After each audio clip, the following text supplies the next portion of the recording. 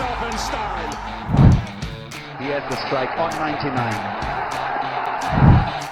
Surprise, surprise, motherfucker! The king is back!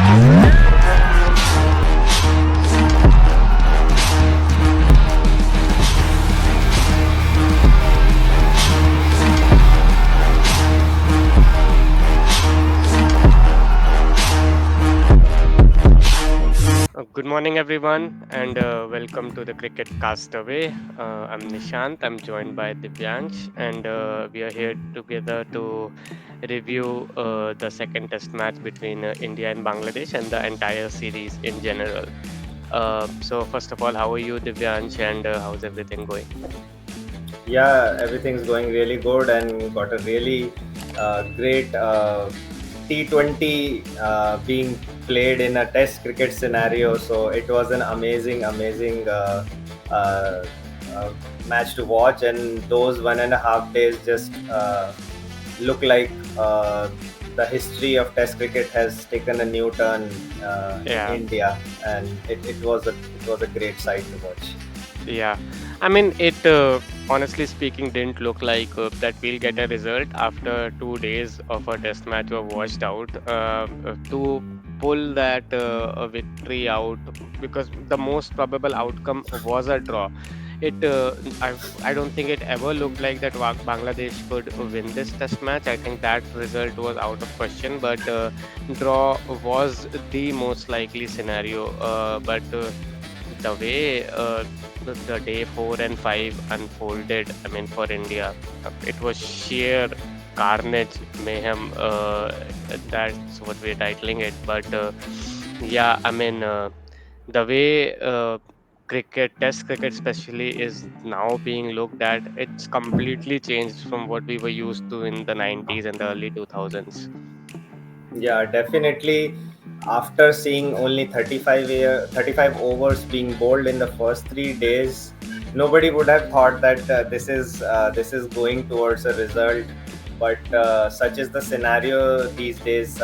Keeping in mind the Test Championship points that are at stake in every match, every team pushes really hard to get a result out of it. So that was the motivation that worked for the Indian cricket team this time, and I think it's really good for overall cricket, as especially Test cricket, because uh, the major factor that works behind people losing interest in Test cricket is that uh, majority of Test cricket matches in the 80s and 90s uh, did not uh, did not produce a definitive result that will show who was the real winner. So I think that has been rectified with the World Test Championship coming to the fore, and Yeah, it's a really good. yeah.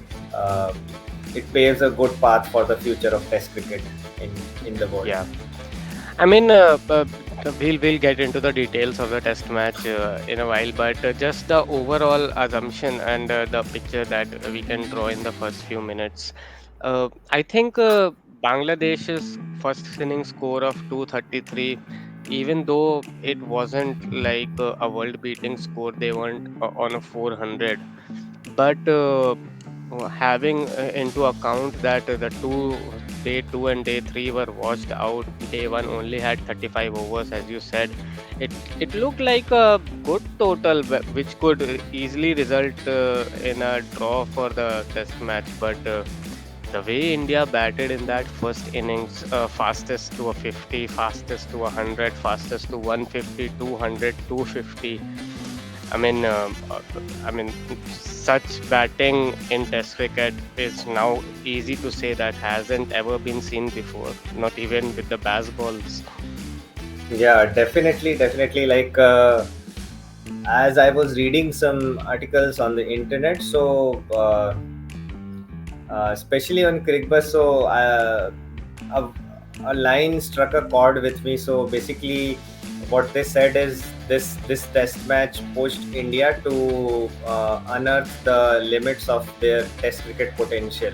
So that was the scenario that was at play in Kanpur, and uh, from the viewer's perspective, also it must have give them a soothing you can say experience after the disappointment of day 2 and day 3. So I think that's a really that makes a Yeah, really good case for the potential of Indian Test cricket. yeah. I mean, uh, just the way, I mean, Rohit sets the tone for everything in this in this leadership role is just amazing, I guess.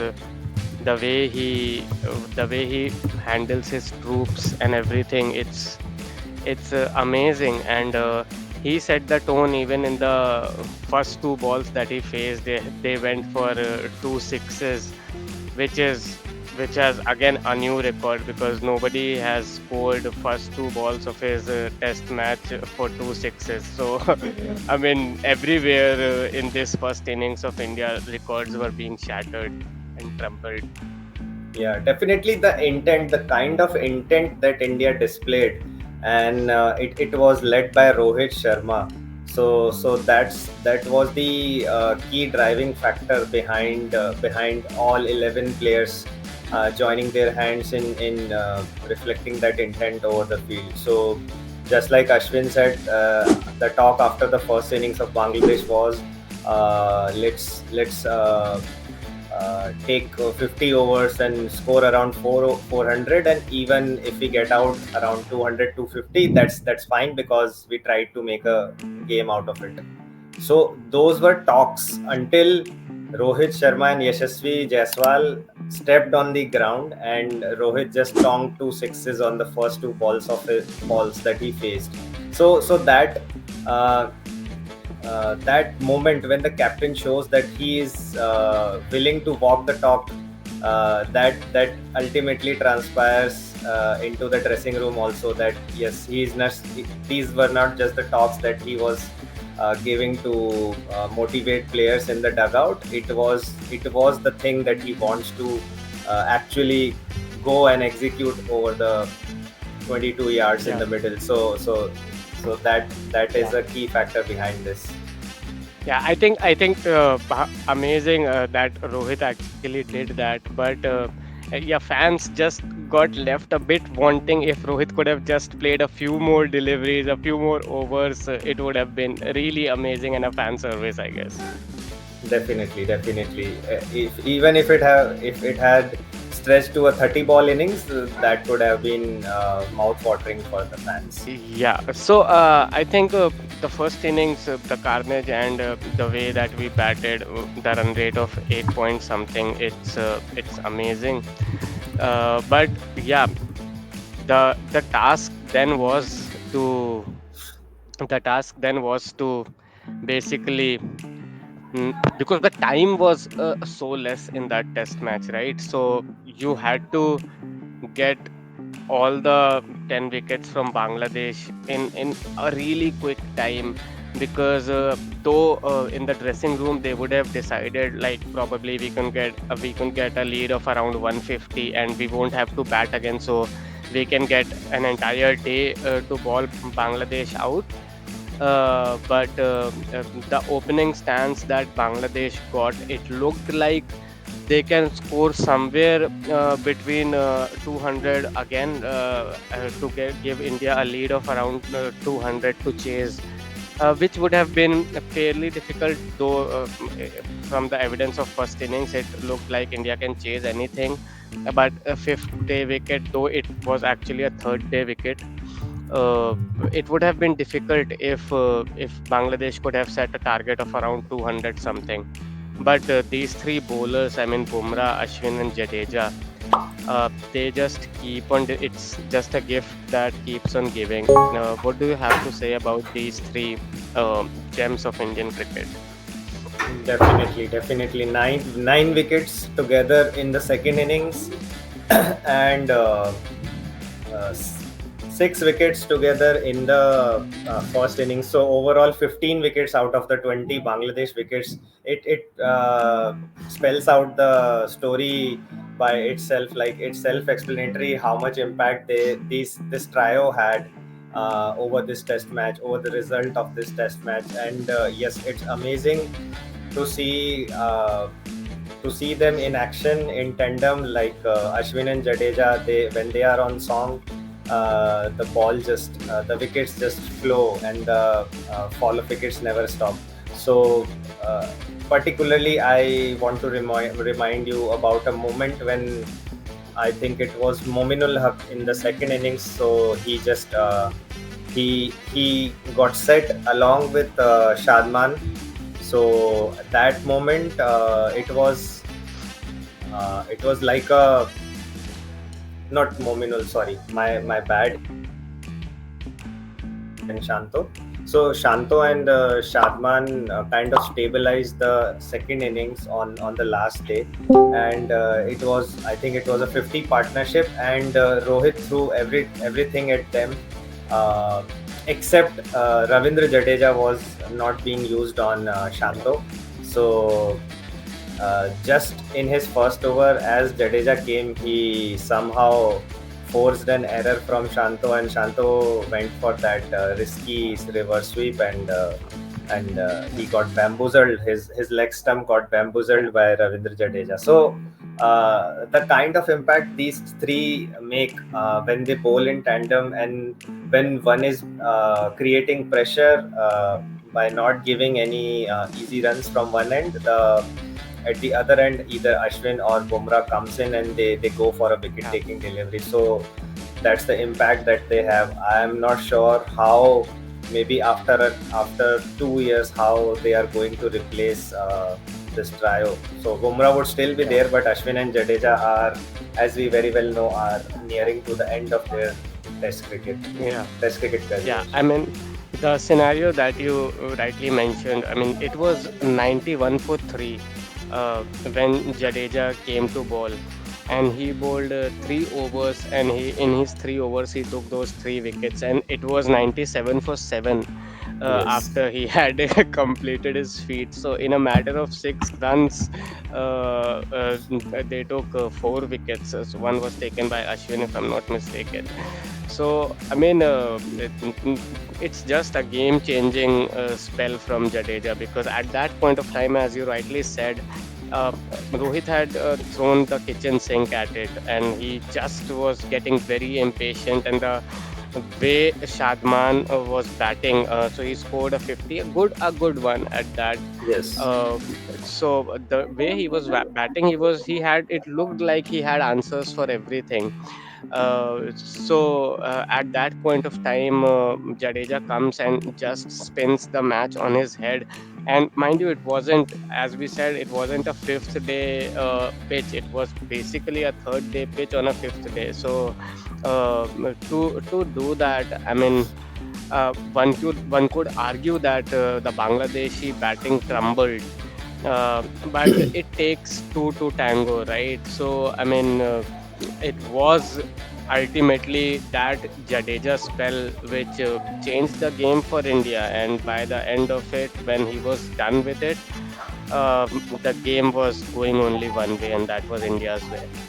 Yeah, definitely. And post that, uh, Bumrah came into his own, and the way he bowls after, I think after the 26th over in an innings, is a sight to watch for all the test experts as well as fans. Like, his average is just I think 10, and his strike rate is 20, and he Yeah, just takes a lot of wickets. He becomes a yeah, different beast after yeah, 26th over in the with the old ball in test cricket. So that was on display, and he took the rest of the 3 wickets yeah. in a matter of just few overs. I mean, bowling with the old ball is a skill in itself. Getting the ball to reverse is something else, and Jasprit has mastered that, and that's why you've said when the ball gets old, he averages around 10. But even with the new balls, because his overall bowling average is 15 point something. I mean, at least in India. So that is just sensational. I mean, we haven't seen those numbers ever before. uh, it's not a huge thing to say that right now in the cricketing world, Jasprit Bumrah is simply the most valuable player around. I mean, There's nobody like him. He's simply a cheat code, if you ask me, because whatever situation there is, if Rohit finds himself in a bit of a trouble, it's Jasprit Bumrah who he turns to, and he just delivers time and time again. Be it test matches, be it one days, be it T20s, we all. Will always obviously remember what he did again in the final against South Africa, changed the game on his head, and yeah, he just keeps doing it time and time again. I mean, we just are, there are no superlatives left to define him. Definitely. And due credit to Bumrah, but Jadeja also achieved something special in this test. So completing a double of 3,000 runs and 300 test wickets in test cricket, international test cricket, is no mean feat to achieve. And on top of that, he is the second fastest to do that.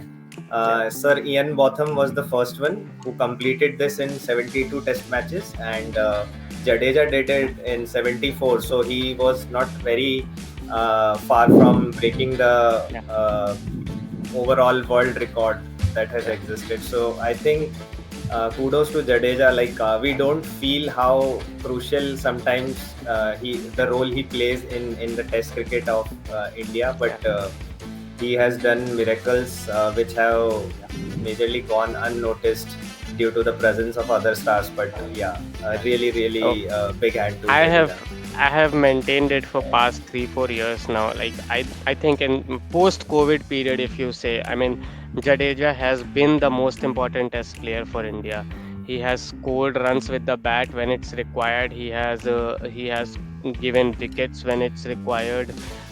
When we go to away series, Ashwin misses out on a few tests, but Jadeja is there even in the away series, and fairly takes wickets there as well and scores the runs. So for me, post the COVID era, Jadeja has been the most important test player for India.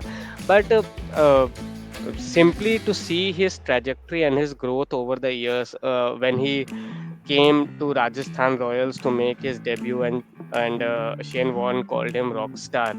It looked like Jadeja was a pantomime white ball player. I mean, he would give you 3 or 4 overs in the middle when it's required, and down the order he has the potential to up the ante and score the runs quickly. But the way he has molded himself into a test match legend for India, it's a journey to behold. Definitely, definitely.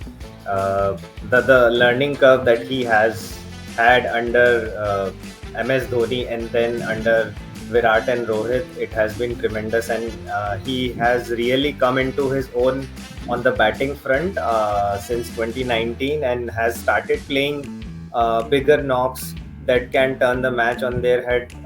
Before that, we used to look at Jadeja, who can give you maybe a 40 or 50 in Test cricket, and a very useful bowler who can even give you a fifer in an innings. But on the batting front, the expectations were quite less. But post 2019, he has really improved his batting by leaps and bounds, and now he is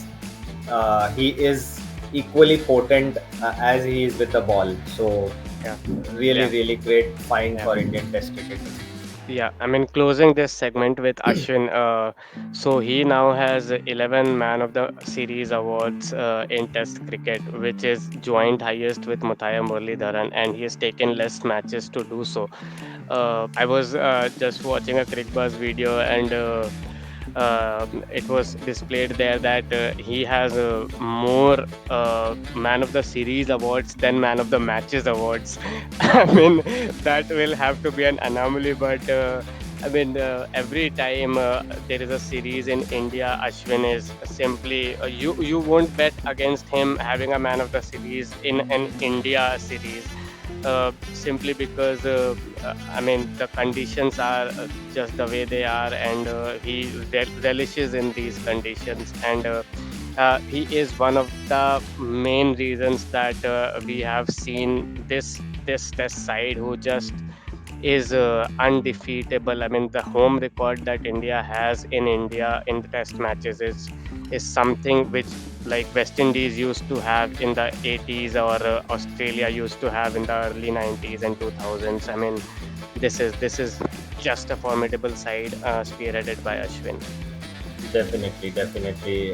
There can't be, you can't give enough credit to Ashwin on the contribution that he has made for the Indian Test cricket, and along with Jadeja, he has been the mainstays, uh, uh, especially in the domestic Test tours that India faces, and they both have been pivotal in maintaining the record that India has never lost a Test series in the past 12 years at home. Yeah. So Ashwin has a big hand to play in that. Yeah. I mean, do you think Bangladesh were just way too defensive in the second innings, trying to save the test match when they could have actually scored a bit more runs and put India on a bit more pressure? I mean, they could have easily they had the potential to score much more runs than they did in the second innings, I would say. Definitely. So basically, here I would like to quote Bangladesh head coach Chandika Hathuru Singha. So he kind of accepted after the match that they were bamboozled by the intent and the approach that India took.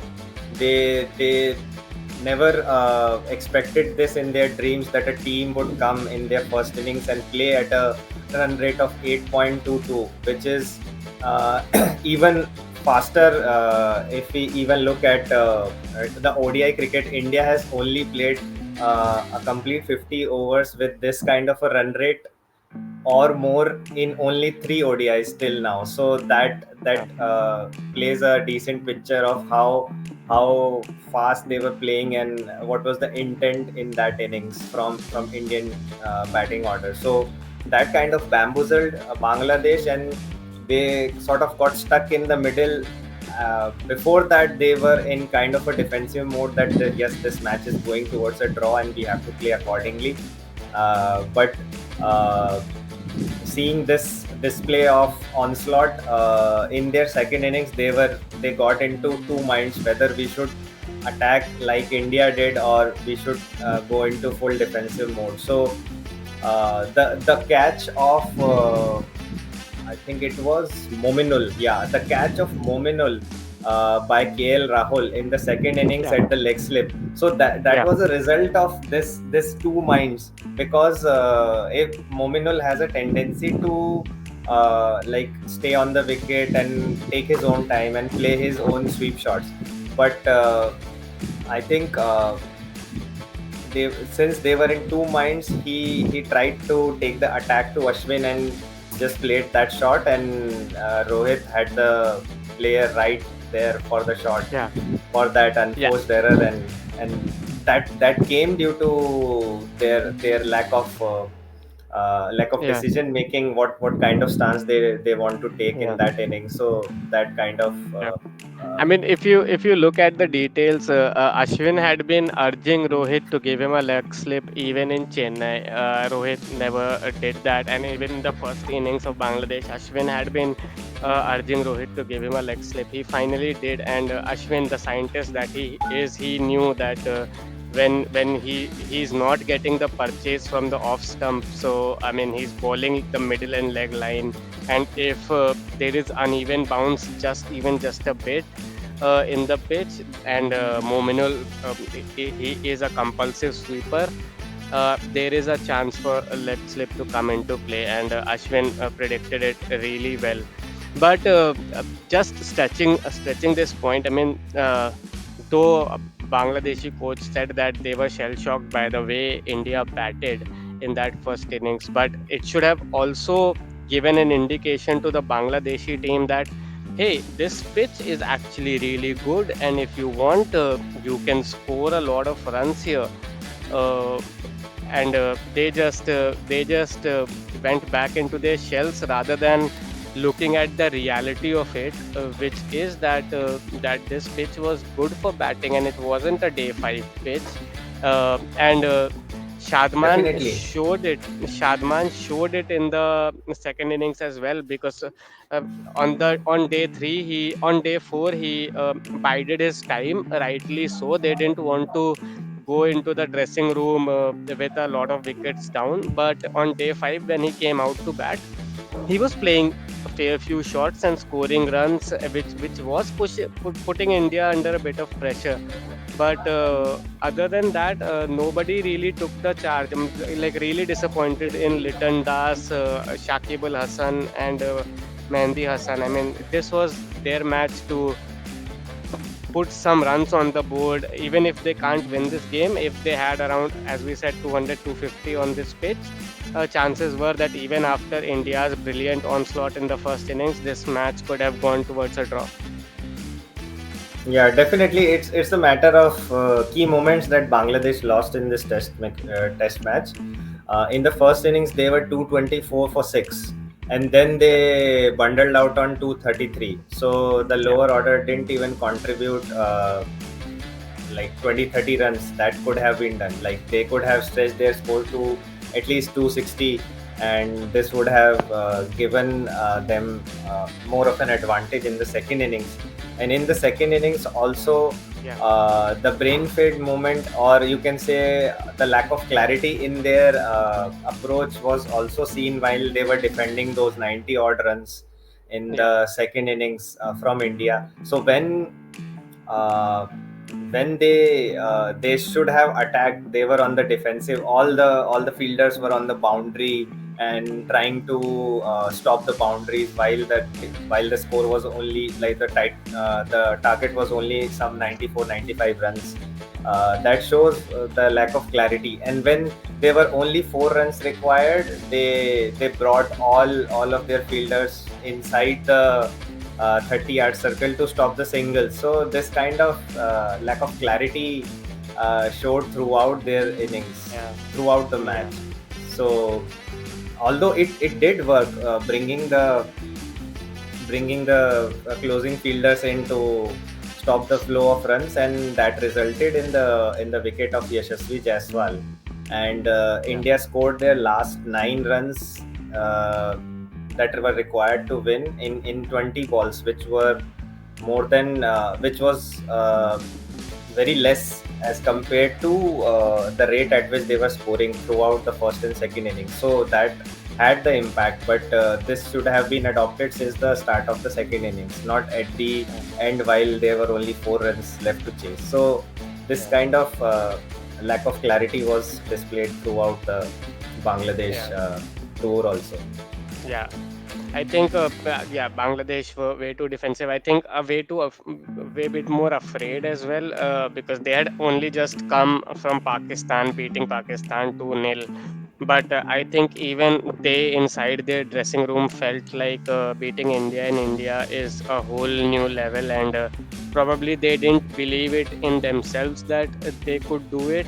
And the Chennai test probably showed them that they won't be able to do it.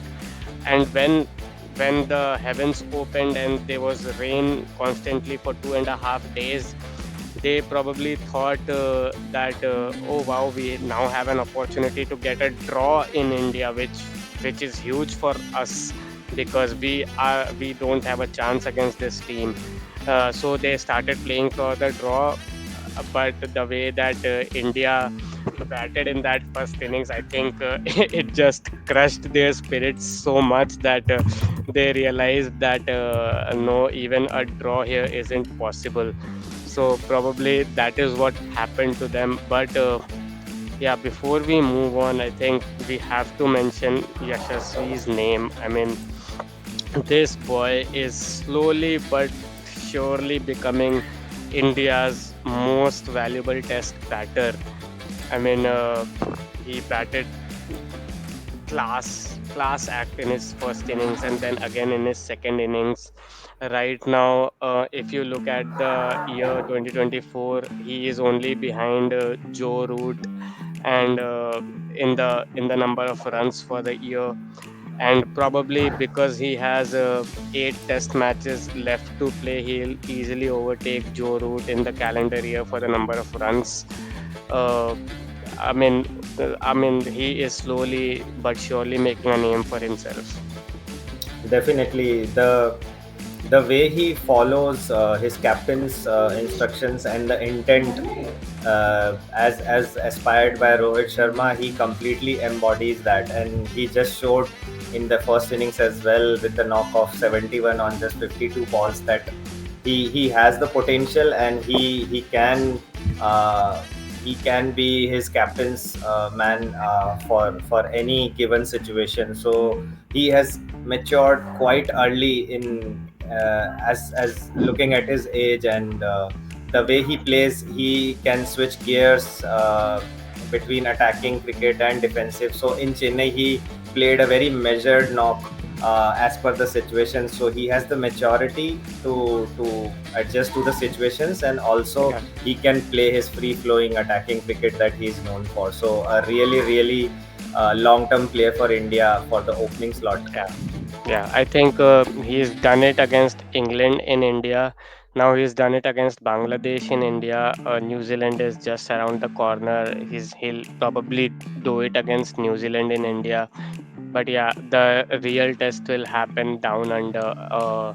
Those 5 tests are gonna tell us exactly what Yashasvi is in his mindset, because I think I'm super confident that Yashasvi is gonna have a great Australia tour.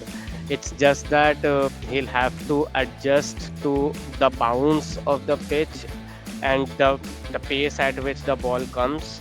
But there's nothing technically wrong with his batting. So there are a few things that he'll have to look for. Like he shouldn't, and I know he'll adjust very quickly, but he shouldn't really go searching for the ball outside the off stump. And if he does that and is able to control the bouncers a bit more, I think he's gonna have a great test series in Australia. And this guy looks full of potential. I mean, we were thinking Shubman Gill is a heaven sent for Indian cricket a few years ago, but the way Yashasvi has burst onto the scene, I mean, he is outshining Shubman in every match. Definitely, and I think he will love playing cricket in Australia because he's a tall guy. He loves the ball coming to his bat, and with the kind of, you can say, the bounce is pretty even in Australian pitches, and you won't see the ball keeping low sometimes, like we see on day 3, 4, and 5 in India. So I think he would love the bounce. It's just that yes, he would have to be wary of the fact that he should not go fishing outside the off stump too much. If the ball is in his arc, then he should definitely go for his shots, but he has to be vigilant in the first few overs, and then he can just go on and dominate on the Australian pitches. Yeah, So I think I'm very confident and optimistic on Yashasvi's performances in Australia.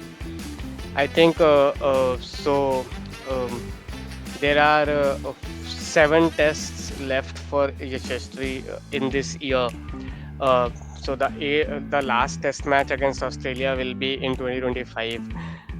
So 7 test matches left, 3 against New Zealand and 4 against Australia in this calendar year. And he requires around 800 something runs to beat the highest number of runs ever scored in a calendar year, which was probably by Yusuf Yohana. Do you think it's possible for him to score 800 runs in 7 odd tests? Definitely. He will get 14 innings. Looking at the opposition, it would not be an innings win. I'm hoping so. He will get complete 14 innings to score 800 runs. And the way Yashasvi is going, scoring at least 50 runs in every innings, he can definitely break this record. And I'm rooting for Yashasvi. And Yeah, I think Joe Root is not because going to play considering another test. no, I think Joe Root has 3 or 4 probably tests because they have a series in Pakistan. So he has 3 or 4 tests left in the year. Okay. Yashasvi obviously has 7 left in this year.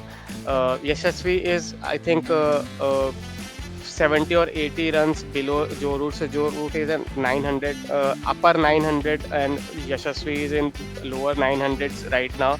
But Okay. Yashasvi has right now taken 11 or 12 test matches to score those 900 runs. So the remaining 800 runs he would have to score in 8 test matches, which is an even bigger challenge. And if I'm not mistaken, there are England series happened this at the start of this year, right? So Yes. Yes. he also scored those double hundreds in those England test matches. So 400 of those runs came in this year, in those 11 innings. So I think it will be really difficult because 5 of those test matches are in Australia, 4 of those at least are in Australia in this year. So it will be extremely difficult for him. But yeah, if he does it, I think for me it will be momentous because I mean, what else can you ask from a young boy? Yeah, definitely. And the bulk of the run scoring has to be in the 6 innings against New Zealand because that is Yeah, at home, and you can expect another double hundred in one of those yeah, innings.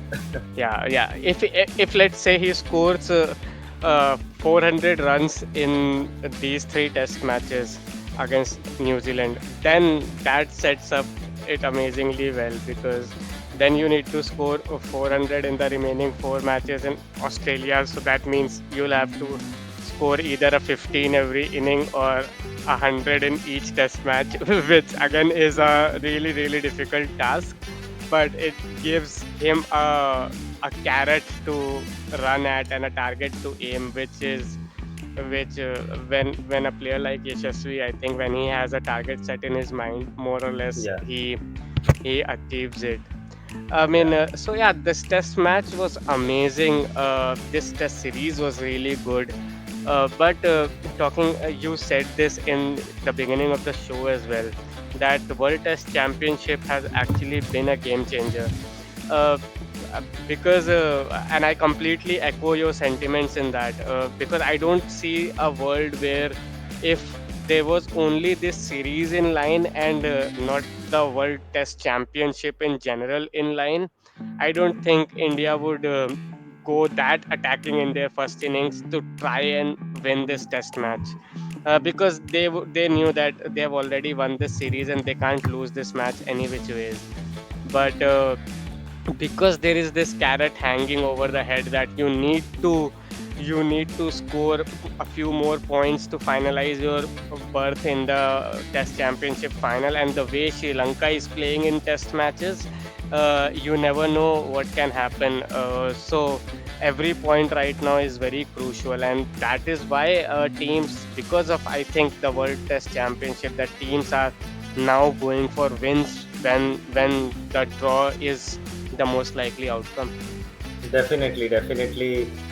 Chasing that top spot to seal their berth in the finals of World Test Championship was the main motivator behind this approach, and I think it's good for Test cricket as well as it was good for India to test the depths of their Test talent, and the new generation supported that very well, and I think it's really Yeah, promising for Indian cricket. And it also adds an element of thrill because you yeah, are continuously looking at the standings, and now since it's not only the points, it's the average, they call it PCT. It is yeah, decided by that, so you also have yeah, to look at like the number of points you are scoring in how many matches, so that yeah, also is a crucial factor. Otherwise England plays much more test cricket yeah, than any other nation yeah, in the global cricket, but still their PCT is quite low, so India with most number of points and the maximum PCT, which is 74, they are right there at the yeah, top. And also Sri Lanka uh, whitewashing New Zealand at their home also put this kind of pressure on India to be on top yeah, because they can't afford a draw here, and they would yeah, want to repeat the same feat against yeah, New Zealand as well. yeah. And I think simply because there have been World Test Championship cycles, and India has found itself in the finals of both of them, but never came out as winners. I think Rohit Sharma desperately wants this trophy as well. And Yes. next year in June, the final is in Lords. I mean, it will most likely be against Australia, whom we are any which way is gonna face in five times this year. Yes. So yeah, it's gonna be really interesting. Though I just feel like uh, the finals should happen at other venues as well apart from Lords, but maybe that's just for the future. But yeah, it's gonna be amazing to see that one off. And Yeah. yeah, India, if they find themselves third time in the final, I think law of averages means that you will end up winning at least this one. Yeah, definitely. The law of averages was on India's side, and it would be record breaking if India wins this, and that would make Rohit the most successful Test captain of India in Yeah, terms of World Test Championship, and the yeah, kind of average he's carrying on right now, the win percentage he's carrying right yeah, now. So that would be humongous. And talking about records, there is one more record which I'm looking forward to from R. Ashwin within this test cycle. If he is able to score around 600 runs, he would be the second cricketer ever after the great Kapil Dev to score a double of 4,000 runs and 400 wickets. So no one has done it except Kapil Dev till now, and R. Ashwin is the closest who yeah. can reach there. I think 600 runs over the course of his career. Obviously, he is gonna do that. Record is coming, so he will get to his 4,000 run mark and Yeah, 400 test wickets. I think that's possible. The only one then who can go on to break it is again Ravi Jadeja, which yeah, just now got 3,000 runs and 300 test wickets. So 100 test wickets more and 1,000 test runs more probably. If these two guys end up playing 2 more years, I think it's possible for Ashwin to reach the 4,000 run and 400 wicket mark, and for Jadeja to catch him as well. So it's a good game going on between these two, and right, for Indian cricket, I think long may it continue. Uh, definitely. yeah.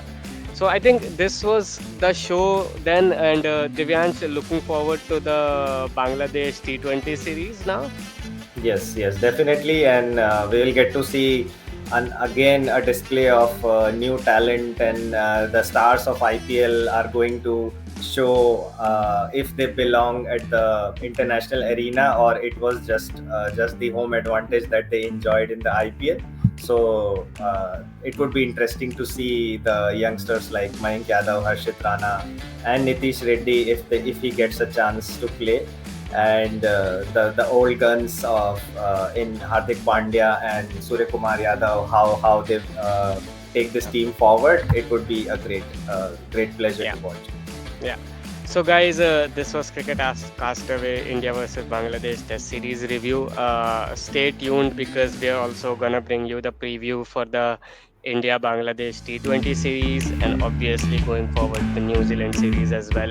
So, all the cricket content and all the cricket masala is here for you. This is Nishant. I'm joined by Divyansh, and yeah, take care. Thank you. Have a great day. Bye bye. Bye bye.